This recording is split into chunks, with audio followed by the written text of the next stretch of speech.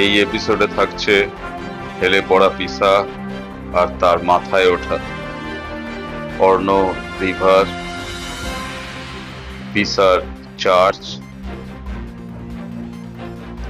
পিসার symmetry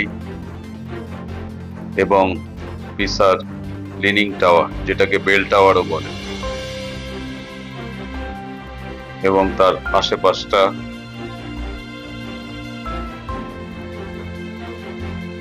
পিসার মাথায় ওঠার সিঁড়ি,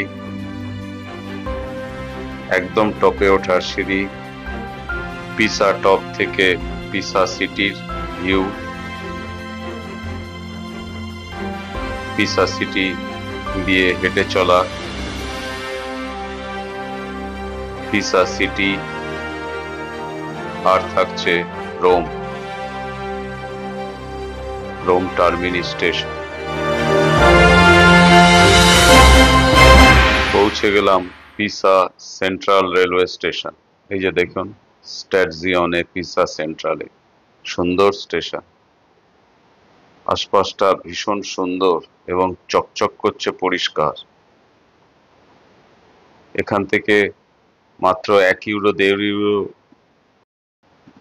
বাসে পিসার যে মেন চত্বরটা সেখানে যাওয়া যায়, কিন্তু আমি হেঁটেই যাব, তাই হাঁটতে হাঁটতে চলেছি আশপাশটা দেখতে দেখতে। ভীষণ সুন্দর এবং পরিচ্ছন্ন শহর পিসা, এত পরিষ্কার ভাবাই যায় না। এটা ইউনিভার্সিটি শহরও, সবচেয়ে পুরনো ইউনিভার্সিটি এই পিসাতেই রয়েছে, ইটালিতে। এবং গ্যালিলিও গ্যালিলির জন্ম কিন্তু এই শহরে, এই ইউনিভার্সিটিতেই তিনি পড়াশোনা করেছেন। আর ওই লিনিং টাওয়ার পিসা থেকেই ফলিং বডির যে বিখ্যাত সূত্র তিনি আবিষ্কার করেছিলেন, তার এক্সপেরিমেন্টও ওইখানেই করা হয়েছে। দেখুন, এই নদীটাকে দেখে কি আপনার চেনা চেনা মনে হচ্ছে? তার আশপাশটা একদম ঠিক ধরেছে, একেবারে হুবহু ফ্লোরেন্সের মতো। এমনকি নদীটাও কিন্তু সেই অর্ণ রিভার, যেটা ফ্লোরেন্সের বুক দিয়ে এসছে, সেটাও পিসার বুক দিয়েই চলে গেছে মেডিটেরিয়ান সিতে। একটা সময় কিন্তু সমুদ্র এর খুব কাছে ছিল এই শহরের, কিন্তু এই অর্ণ রিভার কাদা জল বয়ে নিয়ে এসে সমুদ্রকে বহু দূরে পাঠিয়ে দিয়েছে। পথে পড়ল ওয়ার্ল্ডস ওল্ডেস্ট বোটানিক্যাল গার্ডেন। এটা কিন্তু রোমানরা বানিয়েছিল। এখানে না ঢুকে আমি এগিয়ে চললাম ওই পিসা কমপ্লেক্সের উদ্দেশ্যে। বাদিকে পড়ল ইউনিভার্সিটি ডি পিসা। এই যে দেখুন, university de Pisa institute of anatomy. এখানে হয়তো গ্যালিলিও গ্যালিলি অ্যানাটমির ক্লাস করেছেন। জানেন তো, গ্যালিলিও গ্যালিলি ডাক্তারি পড়েছিলেন, পরে ম্যাথামেটিক্সের প্রফেসর হন। এই যে এসে পড়েছি পিয়াজ্জা ডেই মিরাকেলি, অর্থাৎ স্কোয়ার অফ মিরাকলস।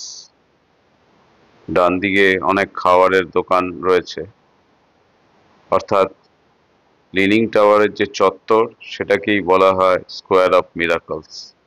এই যে দেখুন, আমার ঠিক সামনেই সেই বিখ্যাত লিনিং টাওয়ার অফ পিসা। এই যে দেখুন, ওই ডান দিকের টাওয়ারটা, ওটা কিন্তু অ্যাকচুয়ালি বেল টাওয়ার। পাশেই যে চার্চটা দেখছেন, এই যে চার্চটা, এই চার্চটার বেল টাওয়ার হচ্ছে এই পিসা। তৈরি হয়েছিল 1173 খ্রিস্টাব্দে, কিন্তু ঠিক 5 বছরের মাথাতেই এটা বেঁকতে শুরু করে, due to soft and unstable soil. কেননা এই পিসা জায়গাটা কিন্তু মার্শিল্যান্ড ছিল। পিসা শব্দের অর্থও কিন্তু তাই, গ্রিক শব্দ থেকে এটা এসছে, যেটার মানে হচ্ছে মার্শিল্যান্ড। এটা প্রায় 5 ডিগ্রি অব্দি লীন হয়ে গিয়েছিল, কিন্তু 1990 সালে এর রিকনস্ট্রাকশন করা হয় মাটির তলায়, এবং তার ফলে অনেকটা কমে যায় লীন, প্রায় 4-এর তলায় নেমে যায়। দেখুন, লোক বিভিন্ন পোজে ছবি তুলছে, অ্যাজ ইফ ওই বেঁকে যাওয়া পিসাটাকে কোনো রকমে চেপে ধরে আছে, যাতে এটা পড়ে না যায়। ওই দেখুন, অদ্ভুত অদ্ভুত পোজে লোকজন ছবি তুলছে। এই স্কোয়ার অফ মিরাকেলিস এর মধ্যে আছে ওই পিসার লিনিং টাওয়ারটা, এই যে তার পাশে আছে আপনার হলুদ রঙের যে বিল্ডিংটা, ওটা হচ্ছে ক্লোক রুম, ওখানে মালপত্র রাখা যায়। আর বাদিকে হচ্ছে চার্চ, তার পাশে হচ্ছে ব্যাপটিস্ট্রি, আর তার পাশে আছে হচ্ছে সিমেট্রি। আর এই চত্বরটার ঠিক বাইরে আছে একটা ছোটখাটো মিউজিয়াম। এই যে টাওয়ারটা দেখছেন, এটা একটা হলো সিলিন্ড্রিক্যাল টাওয়ার। ভেতরটা কিন্তু সলিড নয়, ভেতরটা হলো সিলিন্ড্রিক্যাল টাওয়ার। আর সিঁড়িটা চারদিক দিয়ে ঘুরতে ঘুরতে ওপরের দিকে উঠেছে। 1990 সালের রিকনস্ট্রাকশনের পর এই লিনিং টাওয়ারটা মোটামুটি এখন স্টেবিলাইজড, এবং ডিউ টু সফট সয়েল এটা অনেকটা ভূমিকম্প প্রতিরোধী। এই যে হলুদ রঙের বিল্ডিংটা, এটা হচ্ছে ক্লোক রুম। এইখানেই আপনাকে ব্যাগ রাখতে হবে। তারপরে আপনাকে লিনিং টাওয়ারের ওপরে যদি ওঠার টিকিট থাকে, আপনাকে ওইখানে ব্যাগ রেখে তারপরে উঠতে হবে খালি হাত পায়ে। কোনো রকম ব্যাগেজ নিয়ে ওঠা যাবে না লিনিং টাওয়ারের ছাদে। এই যে দেখুন লিনিং টাওয়ার, বেশ খানিকটা বেঁকা, চোখে পরিষ্কার বোঝা যাচ্ছে। আর এই বাদিকে ডান দিকে হচ্ছে চার্চ। চার্চে চলেছে প্রচুর লোক বিভিন্ন পোজে, অদ্ভুত অদ্ভুত পোজে ছবি তুলছে। সামনেই একটা ছোট মিউজিয়াম আছে, আমি চলেছি ওই মিউজিয়ামটা দেখার উদ্দেশ্যে। দেখুন এত সাত সকালে প্রচুর লোক চলে এসছে এখানে। এখন ঘড়িতে 9:30 বাজে। আমার হাতে এখনো ঘন্টা দেড়েক সময় আছে। সেই টাইমে আমাকে লিনিং টাওয়ারের ছাদে উঠতে হবে। সুতরাং এই সময় আমি মিউজিয়ামটার দেখতে চলে এলাম। এই যে দেখুন মিউজিয়াম, এখানে মেনলি সিমেট্রির ভেতরে কিছু ফ্রেস্কোর কাজ আছে। তারপরে চার্চের ভেতরে ভীষণ সুন্দর সুন্দর ছবি আছে। তার যে প্রিলিমিনারি ড্রয়িং বা প্রিলিমিনারি যে সমস্ত ছবিগুলো আঁকা হয়েছিল সেই সময়, সেইগুলোকে এইখানে রক্ষণাবেক্ষণ করা রয়েছে। এই যে দেখুন ডান দিকে ওই ফ্রেস্কোগুলো করার আগে যে ড্রয়িং গুলো করা হয়েছিল, সেই ড্রয়িং এর ম্যানাস্ক্রিপ্ট গুলো এইখানে রাখা রয়েছে। এইটা হচ্ছে ব্যাপটিস্ট্রি, অনেকটা ফ্লোরেন্সের ডুওমোর সামনের যে ব্যাপটিস্ট্রিটা, ওইটার মতো ছোট কিন্তু সুন্দর, ভীষণ সুন্দর। এই মার্বেল গুলো সব ক্যারাইরা মার্বেল, ইটালিয়ান বিখ্যাত যে মার্বেল ক্যারাইরা, তা। এইটা চলে এসেছি সিমেট্রি। এই যে দেখুন সিমেট্রিতে এইখানে পিসার গণ্যমান্য লোকদের, পিসা ইউনিভার্সিটির বড় বড় প্রফেসর, তারপরে পিসার যে সমস্ত গণ্যমান্য লোকজন আছে তাদের এখানে কবর দেওয়া হয়েছিল। তবে গ্যালিলিও গ্যালিলিকে এখানে কবর দেওয়া হয়নি। গ্যালিলিও গ্যালিলি পিসার সবচেয়ে ফেমাস নাম, কিন্তু তাকে ফ্লোরেন্সে কবর দেওয়া হয়েছিল। এই যে দেখুন চার্চের গম্বুজটা দেখা যাচ্ছে এখান থেকে। এই যে দাঁড়িয়ে আছি, এটা সিমেট্রি। এই যে ফ্রেস্কোর কাজ, ফ্রেস্কোর গুলো বেশিরভাগই নষ্ট হয়ে গেছে, কিছুটা রেস্টোরেশনের কাজ চলছে। জানি না রেস্টোরেশন করা সম্ভব কিনা। এই যে বড় বড় স্ট্রাকচার লাগিয়ে রেস্টোরেশনের কাজ চলছে, আর আমি হাঁটতে হাঁটতে চলেছি। এই যে বাদিকে দেখুন সব ফ্রেস্কোর কাজ, বহু বছরের পুরনো, প্রায় 1100 খ্রিস্টাব্দে এগুলো শুরু হয়েছিল কনস্ট্রাকশন, লেগেছিল প্রায় 200 বছর। এই যে দেখুন পিসা একটা পোর্ট সিটি ছিল, নামকরা পোর্ট সিটি। এখন অবশ্য সমুদ্র এখান থেকে বহু দূরে চলে গেছে, কিন্তু জেনোয়া, ভেনিসের মতো এরাও একটা নেভাল সুপার পাওয়ার ছিল সেই সময় ইটালিতে। এখানকার মোস্ট ফেমাস লোকেদের মধ্যে অবশ্যই গ্যালিলিও গ্যালিলি, কিন্তু তারপরে কার্দুসি নোবেল প্রাইজ পেয়েছিলেন 1906 সালে। এছাড়া এনরিকো ফার্মির নাম তো আমরা সবাই জানি, 1938 সালে উনিও ফিজিক্সে নোবেল পেয়েছিলেন। আর কার্লো রুবিয়া 1984-এ নোবেল প্রাইজ পান। আর এখানকার একজন বিখ্যাত অপেরা সিঙ্গার ছিলেন অ্যান্দ্রিয়া বোসেল্লি, উনিও ফেমাস। ওই যে দেখুন পিসার মাথায় উঠেছে লোকজন, এখানকার জানলা দিয়ে দেখা যাচ্ছে দূরে পিসার টপটা। এই যে দেখুন যেটা বলছিলাম, এখানে লোকজনদের সমাধি দেওয়া হয়েছে আর তাদের নাম এখানে লেখা রয়েছে। এই যে দেখুন সিজার কি, এটা নিশ্চয়ই জুলিয়াস সিজার নয়, জুলিয়াস সিজারকে রোমে সমাধি দেওয়া হয়েছে, এটা অন্য কেউ হবে। এইখানে সমস্ত নাম ঠাম লেখা রয়েছে এবং বোঝা যাচ্ছে যে এটা এদের সমাধি। এখানে একটা ছোটখাটো চার্চ টাইপের রয়েছে, আমাদের যেমন শ্মশান ঘাটে মন্দির থাকে, এটা সেরকম অনেকটা সিমেট্রির মধ্যে একটা চার্চ। আর এই দেখুন অনেক মূর্তি রয়েছে ছোটখাটো চার্চে ঢোকার দুপাশে। আর এই ফ্রেস্কোটা তবুও কিছুটা বোঝা যাচ্ছে, এখনো কিছুটা বেঁচে রয়েছে আর কি। প্রায় 800, 900, 1000 বছরের পুরনো ফ্রেস্কো বলেই রয়েছে আর কি। এখানে দেখলাম রোবট দিয়ে ঘাস কাটা হচ্ছে। এই যে দেখুন সুন্দর গার্ডেন, সিমেট্রির ঠিক মাঝখানটায় রোবট দিয়ে ঘাস কাটা হচ্ছে। আর একটা অন্য রকমের পাখি ঘুরে বেড়াচ্ছে ঠিক তার পাশে গার্ডেনের ভেতরে। এই যে দেখুন কালচে কালারের, জানি না কি নাম এই পাখি।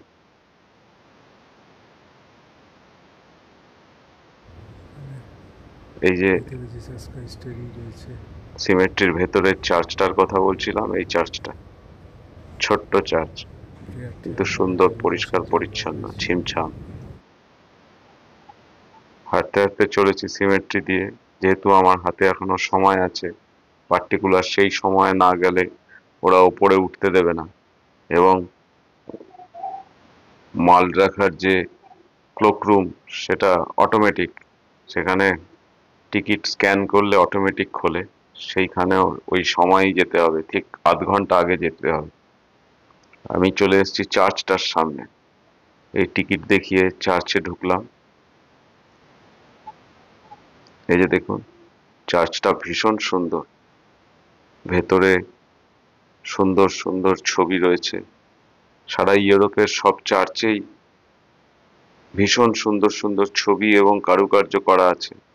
তার কারণ হচ্ছে সেই সময় এদের রাজনীতিটা কন্ট্রোল করতেন পাপাল অর্গানাইজেশন, অর্থাৎ পোপ বা যারা এই চার্চের মাথায় থাকতেন তারাই। অর্থ এবং রাজনৈতিক ক্ষমতা তাদের হাতেই ছিল এবং তারা তখনকার দিনের সবচেয়ে ভালো ভালো আর্টিস্টদের, আর্কিটেক্টদের নিয়োগ করতেন এই চার্চের ডেকোরেশনের জন্য। এই কারণে ইউরোপের সবচেয়ে সুন্দর আর্ট যদি দেখতে হয় সেটা চার্চেই আছে সবচেয়ে ভালো। এর সবচেয়ে বড় নিদর্শন হচ্ছে সিস্টিন চ্যাপেল রোম, বা আহ, রোমের ব্যাসিলিকা, সেন্ট পিটার্স ব্যাসিলিকা। সেগুলো আপনাদের দেখাবো সম্ভব হলে। এই যে দেখুন কি সুন্দর চার্চ, দুপাশে ভীষণ ভীষণ সুন্দর ছবি দিয়ে ডেকোরেট করা আছে। আর ছাদের সিলিংটাও ভীষণ সুন্দর। এই হচ্ছে চার্চের মেন গর্ভগৃহটা। এইদিকেও ভীষণ সুন্দর ডেকোরেশন করা রয়েছে। এই যে দেখুন খুব সুন্দর এবং পুরনো চার্চ। এই চার্চ আর লিনিং টাওয়ার, এই টোটাল কমপ্লেক্সটা একসাথে তৈরি হয়েছিল। আর এই চার্চের বেল টাওয়ার, যেখানে বেল বাজতো, সেইটাই হচ্ছে লিনিং টাওয়ার, যেটা বেঁকে গেছে আর কি। ভীষণ সুন্দর চার্চ, প্রচুর লোক এসছে।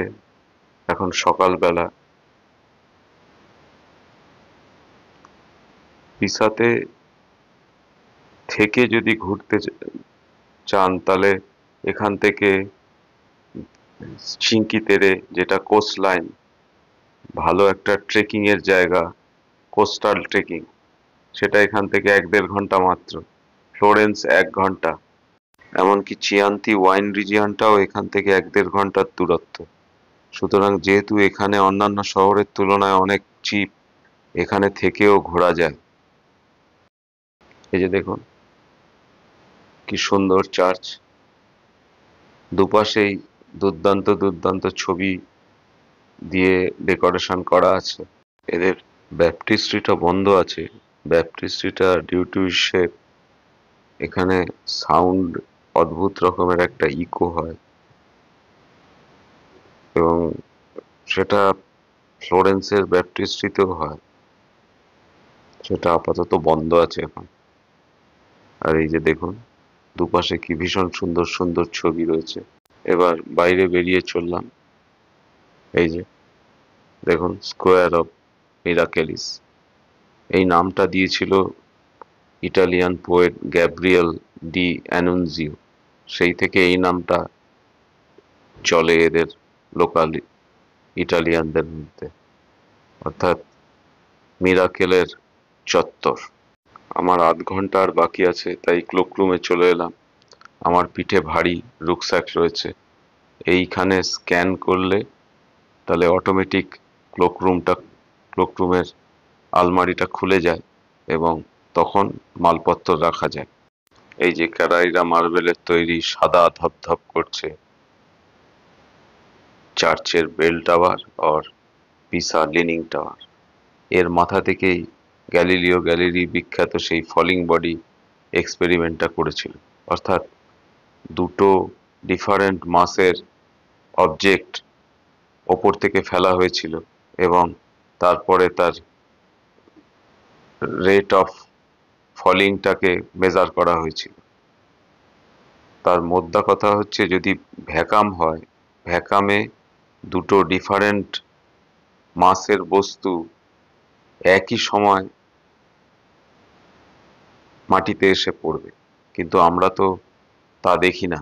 তার কারণ হচ্ছে এয়ারের রেজিস্ট্যান্স, এবং ভারী বস্তুটা আগে এসে মাটিতে পড়ে, হালকা বস্তুটা সময় বেশি নেয়। তার কারণ হচ্ছে ভারী বস্তুর যেহেতু মোমেন্টাম বেশি, সে এয়ার রেজিস্ট্যান্সটাকে ওভারকাম করে মাটিতে তাড়াতাড়ি চলে আসে, এবং হালকা বস্তুটা ওই এয়ার রেজিস্ট্যান্সটাকে মোমেন্টাম কম থাকার জন্য ওভারকাম করতে পারে না বলে তার দেরি হয়। এই টোটাল চত্বরটাই ইউনেস্কো ওয়ার্ল্ড হেরিটেজ সাইটের অন্তর্গত, যদিও 7 ওয়ান্ডার্সের মধ্যে এটা নেই, তবে মিডিয়েবল ওয়ান্ডার্স তো বটেই। আর এই হলো সিলিন্ড্রিক্যাল শেপের যে বেল টাওয়ার, অর্থাৎ মাথায় একটা বেল বা ঘন্টা রয়েছে, এর 294টা সিঁড়ি রয়েছে।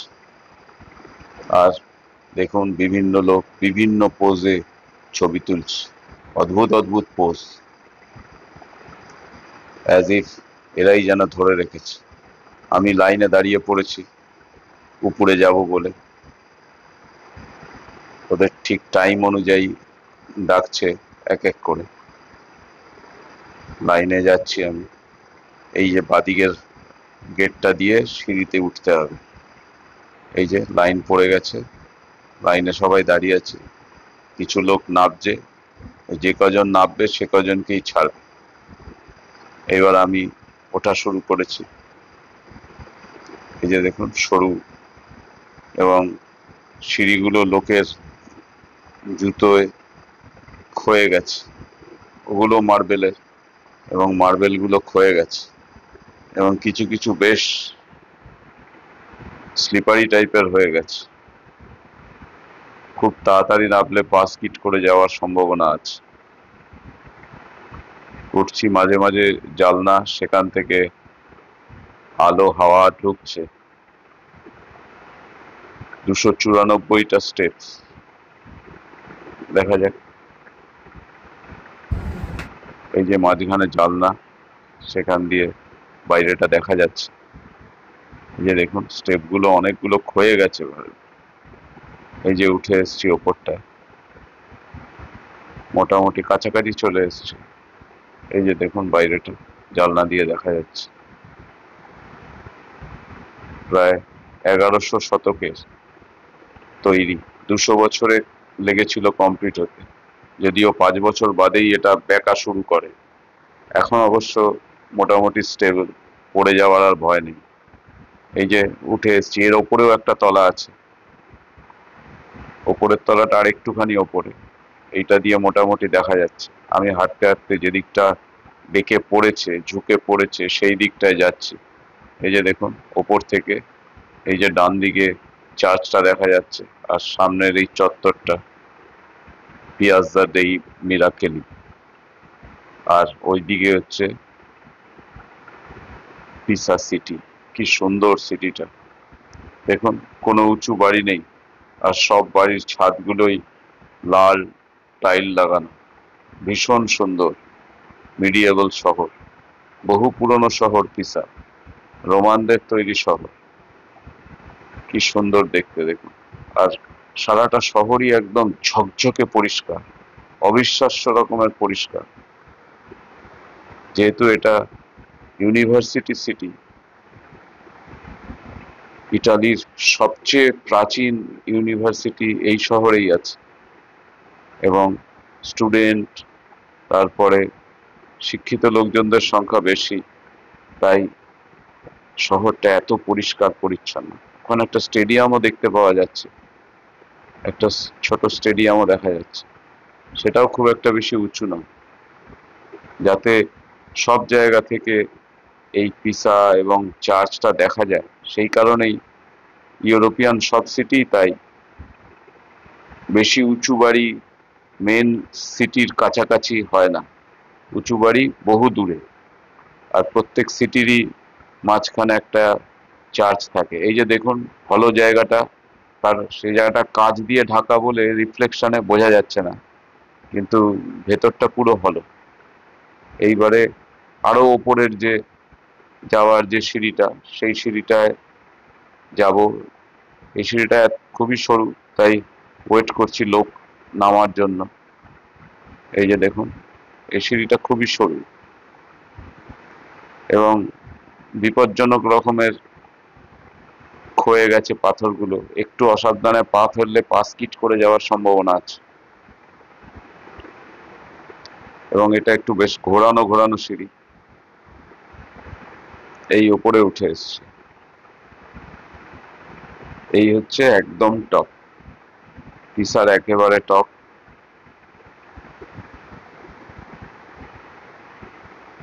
একদম পিসার ওপরে এটা, আর এইখানেই বেলটা রয়েছে, বাদিকে বেলটা রয়েছে, আর ডান দিকে দেখা যাচ্ছে চার্চ, আর ওদিকে পিসা সিটি, আর এই দিকটাই হচ্ছে লিনিং দিকটা। বেশ বোঝা যাচ্ছে একটু, যে ইনক্লাইন আছে সেটা ওখানে দাঁড়ালেই বোঝা যাচ্ছে বেশ কিছুটা। আমি একদম ওপরটায় বসে আছি, বসে পিসা সিটির ভিউটা দেখছি। ওপর থেকে ভীষণ সুন্দর লাগছে দেখতে, এবং এটা হচ্ছে লিনিং দিকটা, অর্থাৎ যে দিকটা ঝুঁকে পড়েছে সেই দিকটায়, সেই জায়গাটাতেই বসে আছে। এই যে দেখুন পিসা সিটি, সামনে জাল দেওয়া আছে অ্যাজ এ সিকিউরিটি মেজার। ওই যে লোকজনরা তলায় ঘুরে বেড়াচ্ছে, আর এই যে পিসা সিটি, অপূর্ব সুন্দর পিসা সিটি। এই যে রাস্তা, সেখানে মার্কেট, আর এই পিসা সিটি। এই যে বেলটা রয়েছে, এখানে লোক ছবিও তুলছে। এই বেলটা আজকাল বাজে বলে মনে হয় না, কেননা ভাইব্রেশনের জন্য প্রবলেম হতে পারে। এই আমি নেমে চলেছি বেল টাওয়ার বা পিসা লিনিং টাওয়ার থেকে। সরু সিঁড়ি দিয়ে তলার দিকে নেমে চলেছি। এই নেমে এসেছি। এখন এখান থেকে আমি চলে যাব রোম। আমার রোমের ট্রেন এখনো 4 ঘন্টা বাকি। তাই যা দেখার মোটামুটি দেখা হয়ে গেছে, কিন্তু আমাকে 4 ঘন্টা ওয়েট করতে হবে। তাই আমি এইখানে কিছুক্ষণ বসে সময় কাটাচ্ছি। তারপরে একটু পিসা সিটিটা ঘুরে ছুটে দেখবো, দেখে তারপরে যাব স্টেশন। এই যে দেখুন পিসার আশপাশটা। এইবার হাঁটতে হাঁটতে চলেছি পিসা সিটিতে দেখার জন্য। এখানে দেখুন ঘোড়ার গাড়ি চলছে, বেশ একটা পুরনো মিডিয়েবল ফিল রয়েছে, ভীষণ সুন্দর লাগছে। আর প্রচুর পর্যটক।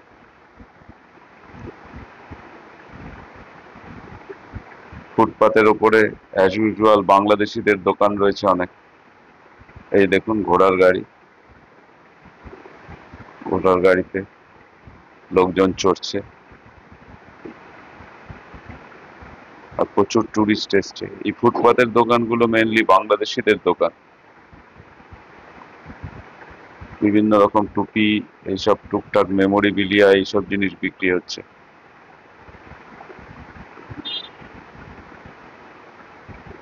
আর এখানে প্রচুর স্টুডেন্ট যারা ইউনিভার্সিটিতে পড়তে আসে। ইটালির সবচেয়ে ফেমাস ইউনিভার্সিটি হচ্ছে এই পিসা ইউনিভার্সিটি।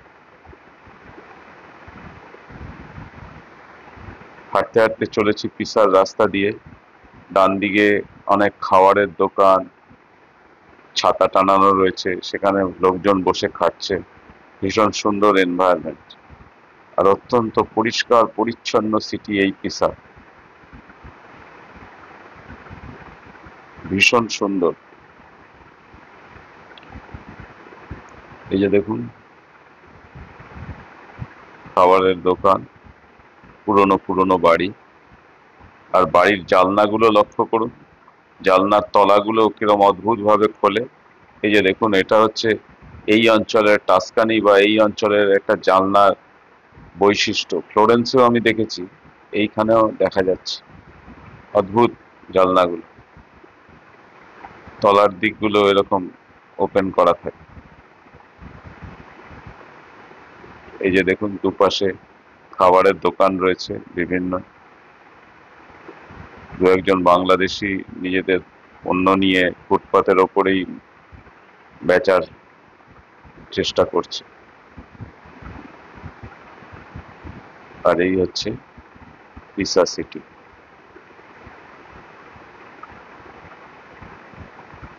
হাঁটতে হাঁটতে চলেছি আমি। একটা অদ্ভুত মিডিয়েবল ফিল আছে সিটিটার ভেতরে। এবং এইখানে দেখুন university de Pisa, German and Slovak ল্যাঙ্গুয়েজের ক্লাস এইখানে হয়। পিসা ইউনিভার্সিটি একটা পৃথিবীর প্রাচীনতম ইউনিভার্সিটির মধ্যে একটা। 1343 সালে এই ইউনিভার্সিটি স্থাপিত হয়েছিল, কিন্তু এরও আগে প্রায় 11 সেঞ্চুরিতেও এই ইউনিভার্সিটিতে কনসেপ্টটা ছিল, অর্থাৎ স্টুডেন্ট এবং লেকচারারদের একটা অ্যাসোসিয়েশন এখানে ছিল বলে জানা যায়। এবং অত্যন্ত ফেমাস ইউনিভার্সিটি, বর্তমানেও তার মান ধরে রেখেছে। আর এই বাইকগুলো দেখুন, জানি না এখানে ব্যাটারি কোথায় থাকে, প্রচন্ড স্পিডে যায় বাইকগুলো, শাঁ শাঁ করে চলে যায়। এটা ফ্লোরেন্স বা মিলান, এমনকি রোমেও প্রচুর দেখা যায়। এগুলো মেনলি অ্যাপ সাইকেল, যেরকম সেরকম এগুলো অ্যাপ ড্রিভেন বাইক। হাঁটতে হাঁটতে চলেছি টুয়ার্ডস রিভার সাইডের দিকে। রাস্তাগুলো দেখুন, পুরো মিডিয়েবল ফিল। এই হচ্ছে চলে এলাম অর্নো রিভারের পাশে। এই যে দেখুন, দেখলে মনে হবে যেন ফ্লোরেন্সে দাঁড়িয়ে আছি। ফ্লোরেন্সের মতো ভিড় নেই রাস্তাঘাটে, মানুষজন একেবারেই কম, কিন্তু হুবহু এক ফ্লোরেন্সের মতোই আর্কিটেকচার, আর রিভারও তাই, সেই অর্ণ রিভার। এখান দিয়ে গিয়ে মেডিটেরেনিয়ান সিতে পড়েছে। আর এই হচ্ছে সোজা গেলে ওই মিরাকেলি, পিয়াজা ডেল মিরাকেলি। আমি এখানে চলে এসেছি স্টেশনে। স্টেশনে বসে আছি, আমার টিকিট কাটা আছে টুয়ার্ডস রোম, কিন্তু এখনো 2 ঘন্টা বাকি, তাই বসে আছি, ওয়েট করতে হবে।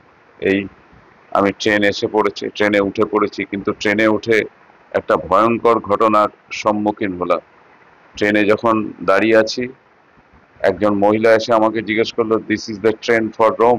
আমি বললাম ইয়েস। এরপরে রোম মহিলা যখন উঠছে, তখন ওনার পেছনে দুটো মেয়ে, এবং ইউরোপিয়ান মেয়ে, বাচ্চা বাচ্চা মেয়ে, তারা ওর সাথে উঠে ওর ব্যাগটাকে, এই যে মহিলা দেখা যাচ্ছে, এই মহিলার, ইন্দোনেশিয়ান মহিলা, তার ব্যাগটাকে ওপরের র্যাকে জোর করে রাখার চেষ্টা করছে। মহিলা যত বলছে, এটা দেখছেন, এটা হচ্ছে মেডিটেরেনিয়ান সি, ব্লু জলের কালার, ভীষণ সুন্দর লাগছে ট্রেনের জানলা দিয়ে, এবং তাকে জোর করে তার ব্যাগটাকে ওপরে তোলার করছে, বলছে this this is for the bag. মহিলা যত বলছে যে না আমি ব্যাগ ওপরে রাখবো না, ওরা জোর করে ওপরে রাখার চেষ্টা করছে।